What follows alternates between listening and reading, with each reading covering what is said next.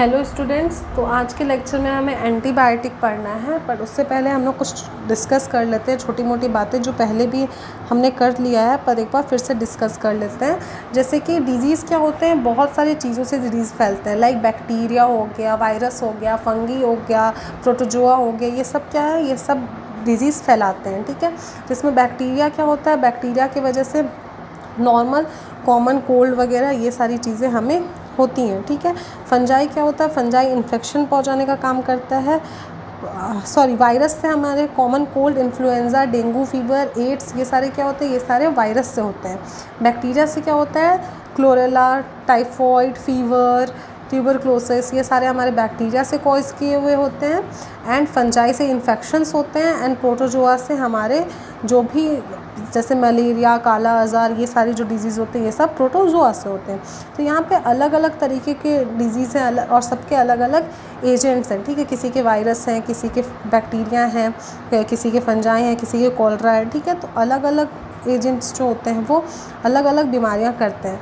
Like यहाँ पे अब हम एंटीबॉडी पढ़ने जा रहे हैं, तो एंटीबॉडी के बारे में हम लोग पहले ये समझ लेते हैं कि एंटीबॉडी क्या करता है। ये जो होता है, ये केमिकल्स के ब्लॉक को, केमिकल्स का जो पाथवे होता है, जो बहुत इंपॉर्टेंट होता है, जिस पाथवे से वो हमारे बॉडी में आते हैं, उसको ये ब्लॉक कर देता है। ठीक है, वो ब्लॉक हो गया तो बैक्टीरिया आ नहीं पाएंगे। तो किस तरीके से ये वर्क करता है, जैसे हम लोग एक एग्जाम्पल ले लेते हैं।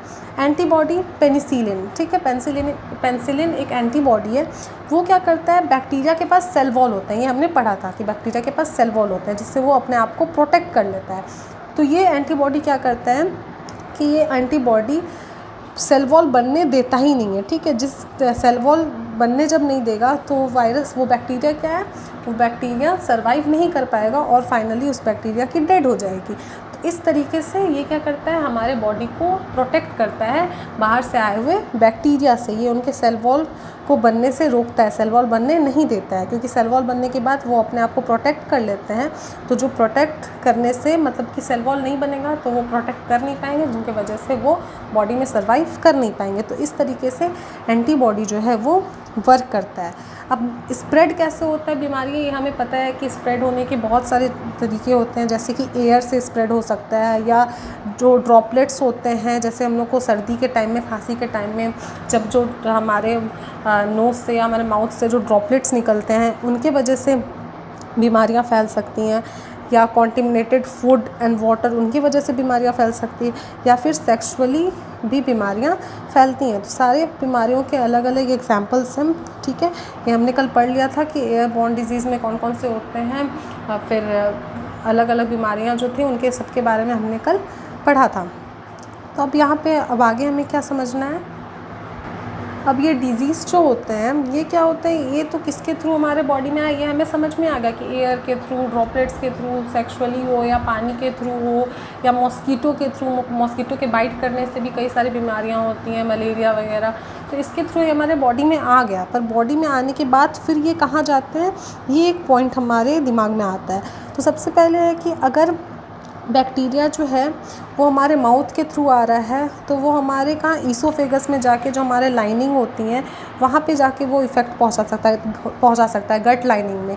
बट अगर नोज़ के थ्रू जा रहे हैं तो वो हमारे लंग्स में हम इफ़ेक्ट पहुँचा सकता है। ठीक है, पर कई बीमारियाँ ऐसी होती हैं जो कि जैसे मॉस्कीटो जो हमारे बाइट करता है, तो वो क्या होता है, वो हमारे लीवर को इफ़ेक्ट पहुँचाता है, वो हमारे रेड ब्लड सेल्स को इफ़ेक्ट पहुंचाता है। ठीक है, कई सारे वायरस होते हैं जो इंसेफेलिटिस करते हैं, ब्रेन फीवर करते हैं।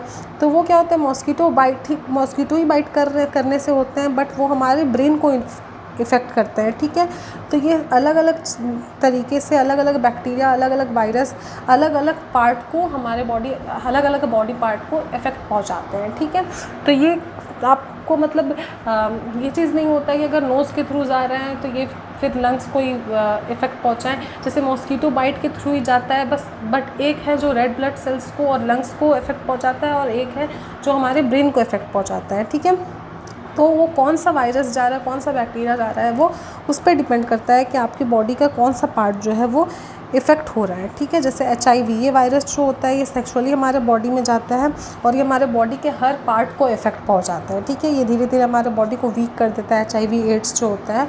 एंड इसके ये होने के बाद क्या होता है कि हमारी बॉडी में जो WBC है जो हम प्रोटेक्ट करता है, वो क्या होता है, उसके काउंटिंग बहुत कम हो जाती हैं, जिनके वजह से सारी बीमारियां लगभग हमें हो सकती हैं। हमारा बॉडी जो होता है वो डिज़ीज़ से भरा हुआ एक बॉडी बन जाता है, जिसमें कोई भी ऐसी बीमारियां नहीं होंगी जिससे फिर वो बॉडी बच के रह सकता है, क्योंकि उसकी इम्यूनिटी बहुत ही वीक हो जाती है। ठीक है, तो इस तरीके से बॉडी में हमारे क्या होता है कि वायरस, बैक्टीरिया, ये सारी चीज़ें फैलती हैं। ठीक है, तो एंटीबायोटिक के बारे में मेन हम पढ़ लेते हैं एंटीबायोटिक के बारे में। तो एंटीबायोटिक क्या है, ये पाथवे को ब्लॉक करता है। ठीक है, जिस पाथवे से बैक्टीरिया हमारे बॉडी में आता है उसको ये ब्लॉक करता है। अब यहाँ पे सिर्फ सवाल ये है कि क्या सिर्फ बैक्टीरिया के पाथवे को ब्लॉक करता है, तो जी हाँ, सिर्फ बैक्टीरिया के पाथवे को ब्लॉक करता है, क्यों बाकी ये वायरस पे काम नहीं करता है। ठीक है, वायरस पे काम इसलिए नहीं करता है क्योंकि देखिए बैक्टीरिया क्या होता है, बैक्टीरिया का अपना शेप एंड साइज़ होता है, उसके हिसाब से एंटीबायोटिक्स आते हैं। ठीक है, जो क्या करते हैं, बैक्टीरिया पे असर करते हैं और हमारे बॉडी डिजीज़ फ्री होता है। पर वायरस का जो शेप होता है, जो साइज़ होता है, वो फिक्स नहीं होता है। लाइक वायरस जो होता है वो बहुत जल्दी अपने शेप को बदलते रहता है, तो वायरस पे वर्क करना मुश्किल होता है। वायरस बहुत ख़तरनाक होता है बैक्टीरिया के कंपैरिजन में।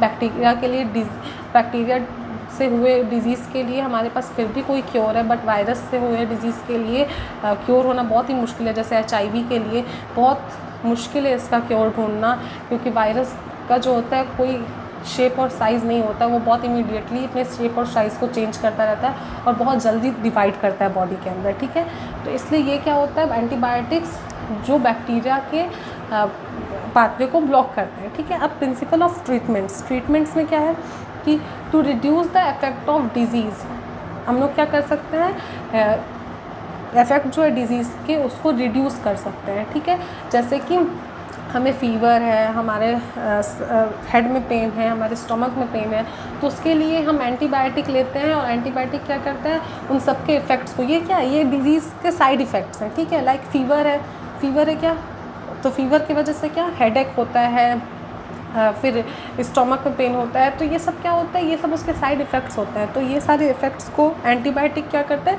रिड्यूस करता है। ठीक है, रिड्यूस करेगा और धीरे धीरे वो इफ़ेक्ट हमारे बॉडी से ख़त्म कर देता है। तो इसलिए प्रिंसिपल ऑफ ट्रीटमेंट क्या है, to reduce the effect of disease के इफ़ेक्ट को रिड्यूस करना। सेकेंड क्या है, to kill the cause of disease, मतलब जो बैक्टीरिया जो कॉज कर रहा है डिज़ीज़ को, उस माइक्रोब्स को, उस बैक्टीरिया को ख़त्म करना। ठीक है, तो ये सेकंड हमारा हो गया कि जब वो बैक्टीरिया ही हमारे बॉडी में नहीं रहेगा तो फिर वो डिज़ीज़ हमारे रहेंगे ही नहीं। तो जो कॉज कर रहा है वो डिज़ीज़, उस माइक्रोब्स को किल करना, एंड पहला क्या था, उसके इफ़ेक्ट्स को रिड्यूस करना, लाइक फ़ीवर हो, पेन हो, इन सब को, जो बॉडी एनर्जी, हमारा जो बॉडी वीक होता है उसको सही करना। ठीक है, तो ये प्रिंसिपल ऑफ ट्रीटमेंट है हमारा। अब नेक्स्ट लेक्चर में हम क्या करेंगे, प्रिंसिपल ऑफ प्रिवेंशन पढ़ेंगे, जिसमें जनरल मेथड है एंड स्पेसिफिक मेथड है। फिर इसके बाद ये चैप्टर भी हमारा ओवर हो जाएगा। इस चैप्टर में है कि आप NCERT को पढ़ें, आपको सारी चीज़ें क्लियर हो जाएंगी। कुछ जो मेन पॉइंट्स हैं, जो ऐसे वर्ड्स हैं जो नए आए हैं, वो मैं आपको समझा चुकी हूँ। फिर भी अगर ऐसा लग रहा है कि कुछ छूट गया है तो आप लोग कॉन्टैक्ट करके बताएं मुझे। एंड NCERT को एक बार ज़रूर पढ़ें, उससे आपको बहुत सारी चीज़ें क्लियर हो जाएंगी। Okay, thank you.